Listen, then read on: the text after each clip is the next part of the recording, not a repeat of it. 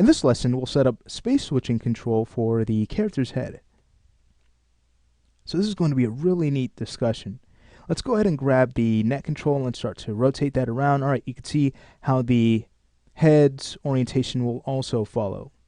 Now, if we were to go back to the rotation constraint on the head's group, if we were to go ahead and grab NDRV anim head, go to the PSR tab and adjust the strength here, what you can see is that the head does not rotate back to its 0 position.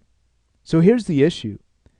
If we were to go ahead and move the neck back, grab the head control and take a look at its coordinates, you can see that its rotation right now is set to 0, but this is not the 0 state we want. So to fix this, we actually need another target on our rotation constraint to weight against. That target must be the global move group. The global move group is the character's world. So as we move that object, it's essentially moving the origin of the character. So if we were to go ahead and weight to that, that means that we can safely make sure that the head will always be oriented properly as we reposition the entire character from this global node. All right, so let's go ahead and get to work. We'll first go ahead and undo back.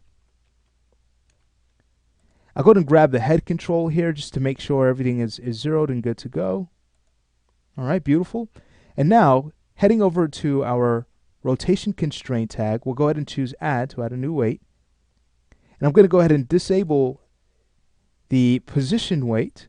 So we're just working with the rotation constraint. We'll go ahead and add the global move to the target field.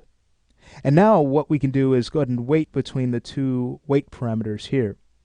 Without that extra target, we cannot do that. Okay, so instead of using the strength, we're going to go ahead and use these two weight fields. So let's go ahead and now create user data to drive these two. The user data will be tied to the head control. We always want to think about, all right, what's going to be the easiest way to access this channel for an animator? Well, since it's related to the head, we might as well go ahead and add that to the head control. Let's go to user data from the attributes manager, and we'll choose add user data. Let's create a group. We'll separate the group from the default user data so we are left with an extra tab to work with, and then we'll separate the default data and we'll add that to our group. The group's name will be driver. The data will be follow neck. So that's right to the point. And we'll want to work with the default min and max values so that when we turn on and off the constraint, the values match. So we'll go ahead and choose OK. All right, great. So here's our extra tab. And now we're ready to go ahead and set up the initial driven key in order to get this space switching functionality. So let's go ahead and grab the follow neck channel. We'll go ahead and right click and choose animation set driver. What I'll do is go ahead and clone the attributes manager so you can see the next choice I'm about to select here. Let's go ahead and unlock it, and we'll grab the rotation constraint, select its first weight here that's tied to anim neck, and now we can right click and choose animation set driven absolute. We can use absolute because both values must stay the same here. All right, so at this point you can see that since we've tied in two channels, we have this extra expression node here. Let's go ahead and turn off its display as it's a null. And we'll go ahead and rename this to expr underscore spc switch, so we know clearly that this is for our space switching functionality, followed by anim head 01. And then we can have this stored underneath our controls group. So I'm just going to go ahead and drag that so it's right underneath controls. If we were to go ahead and select the tag here, our Espresso tag, we can go ahead and take a look at what C4D has done it. So it's created this range mapper node in order for us to match the two parameter values. So that follow neck will control the neck's weight. So just to take a look at this, if we were to go in and start to move the neck, you can see that the head's orientation will not follow. If we were to go back to the head control and switch this back to 100%, what we're going to get is more of a blend. It's not quite 100% just yet because we need to take care of the global weight. But the issue is, let's go ahead and undo back here before the neck was moved. The issue is that we need a way to have the global weight move in reverse. So if I were to go ahead and select this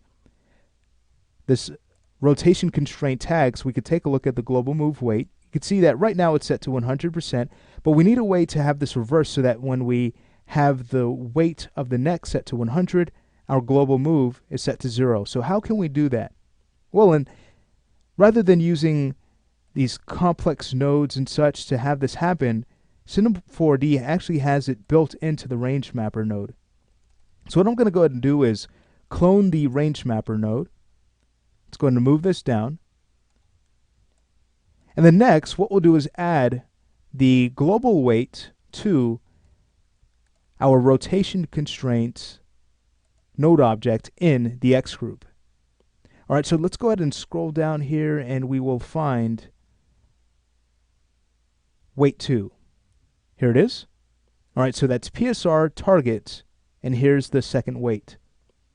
Now, just to make sure that this is not confusing for us, because right now they share the same name, I'm going to go ahead and actually rename these. So I'm going to go ahead and right-click on the first weight port, and I'm going to go ahead and rename this to weight underscore neck. The next one we'll rename to weight underscore global. That's much better.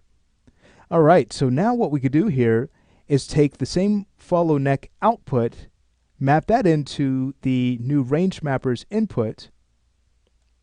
We'll go ahead and take its output and move that into our global weight. And now the important setting we need to use here to make sure that our values move in reverse is to simply enable reverse on the range mapper. So watch this. This is going to be really neat. Let's go ahead and close out our Espresso editor. And we'll select our rotation tag. And let's go ahead and lock this panel down. So watch. So we go ahead and grab the head control. I'll go ahead and create a new attributes manager here. Let's go ahead and unlock so we can load in our user data and then lock this back. Watch this. As we start to drag this value, you can see we get this very nice blend between our two weights. Exactly what we need. How does this look in motion? Well, let's go ahead and take a look. If we were to grab the neck control and start to move that, right now the follow neck is set to 0. But if we were to increase this to 100%, now the head follows exactly the way it should with the neck control. Beautiful stuff. And it blends very nicely. So that will look nice during animation. So that's how we set up a space switching tool. All right, the same concept applies for any other space switch that we would create. All right, very fun stuff. So now at this point, I might go ahead and just reset things with the neck control selected. We can go back to character, commands, and use reset PSR.